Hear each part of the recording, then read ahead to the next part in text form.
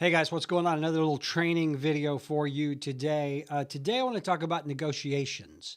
In real estate, it is vital that you become a master negotiator because that is going to be a large part of your job is negotiating the price and a whole bunch of other things that we're going to talk about on this video. So if you are not comfortable negotiating with another agent, and that's really what most of these transactions come down to, is you are taking your client's side and you're going against the opposing team.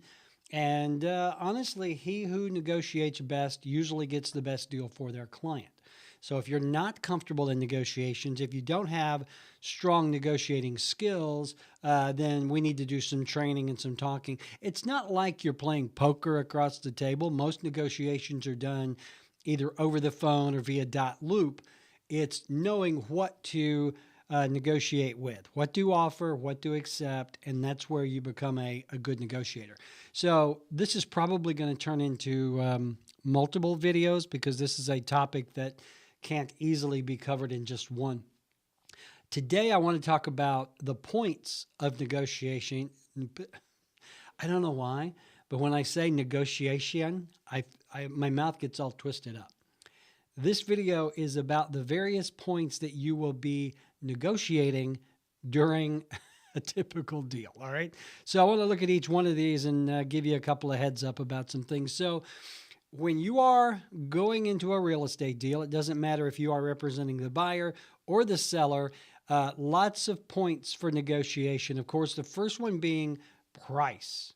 All right. If you are representing the seller, of course, your job is to get them the best deal, the most money with the least amount of concessions. That is your job when you are representing a seller.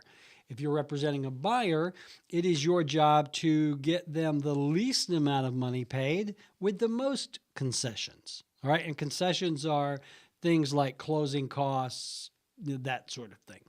So let's look at it from either side. If you are the listing agent, the client's always going to look at you and ask you, what do you think we should list the home for?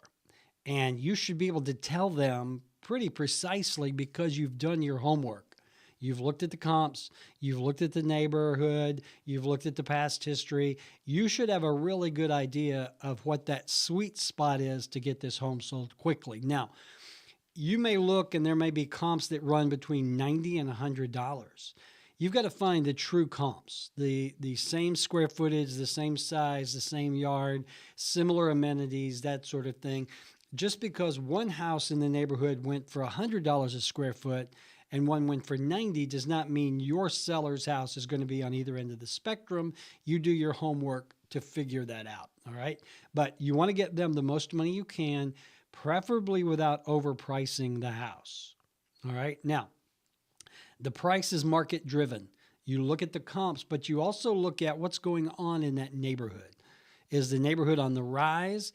If a house comes on the market, does it go quickly? I see a lot of neighborhoods where every time a house comes on, it sets the bar a little higher and a little higher and a little higher.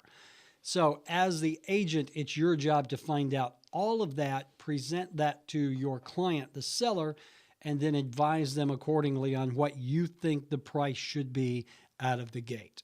All right. So they're always going to ask you, what do you think it should be? Whether it is the initial price, when you come back getting offers and you start negotiating, they're always going to want your opinion. It's your job to do what they want you to do, but it's also your job to give them the best advice and counsel. All right. You are their counselor in these situations. So from a seller standpoint, they want to get the best price they can.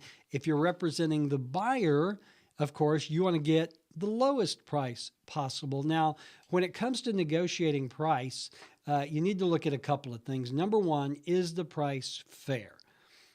Is the house priced according to market? Is it above market or is it below market? If it's above market, find out why.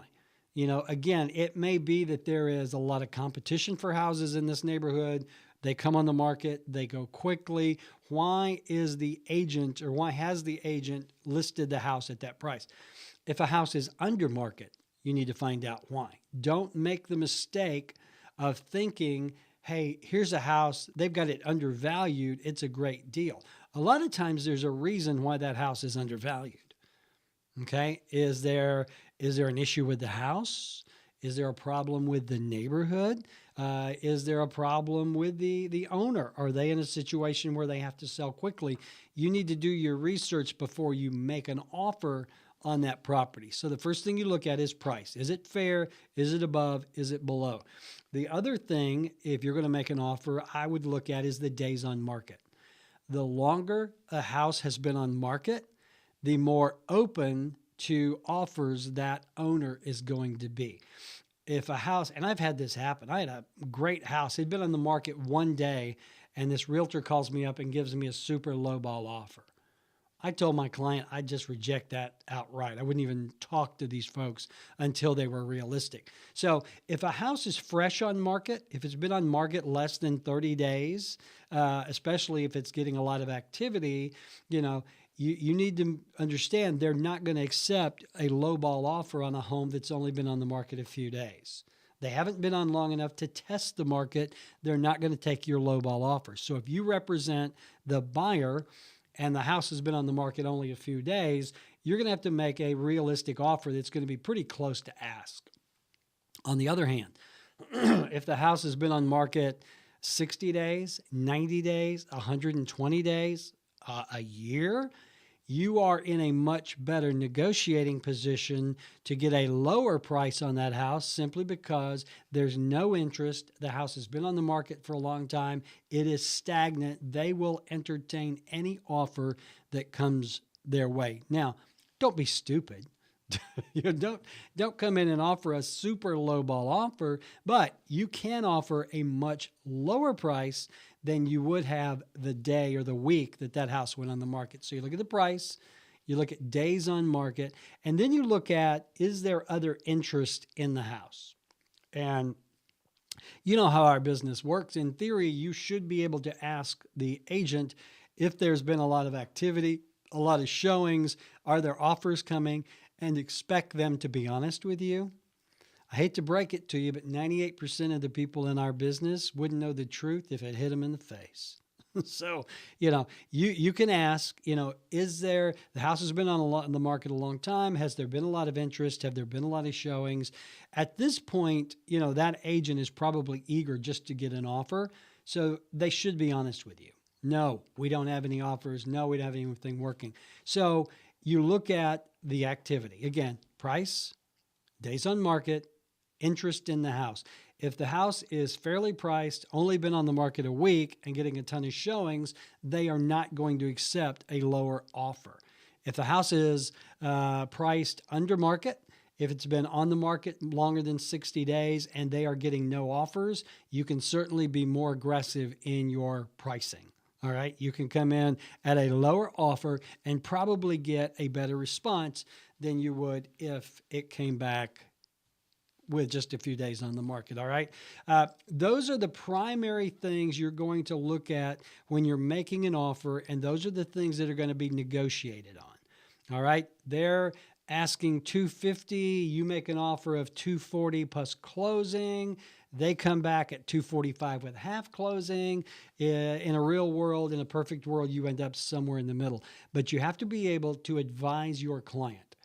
Because again, that client, every step of the way, should ask what you think. Remember, you are the expert in the situation. They're not. They are selling a house or they are buying a house. You're the expert, and it is your fiduciary responsibility to do your homework and offer them the best counsel possible. All right. As you go through this, you are going to have other points of negotiation. Of course, one of the biggest is the request for repairs. I'll do a separate video on that because this one's already gone a little long. There are other things you can negotiate. The closing date. How quickly can they close? How much money, earnest money is put down? Where the closing is going to take place. Every point in the whole process from start to finish is a point of negotiation. All right. So keep in mind, one of the best ways you can learn to negotiate is your research on the house, on the market, and all the things we just talked about. So you are fully informed when you go to the negotiating table. All right. If you have any questions or comments, drop them in below. I hope that was helpful. Again, this is one of the most important things you can learn to do as a realtor is negotiate, negotiate, negotiate. All right. Hope that was helpful. I'll do another video on negotiating repairs. All right. See you.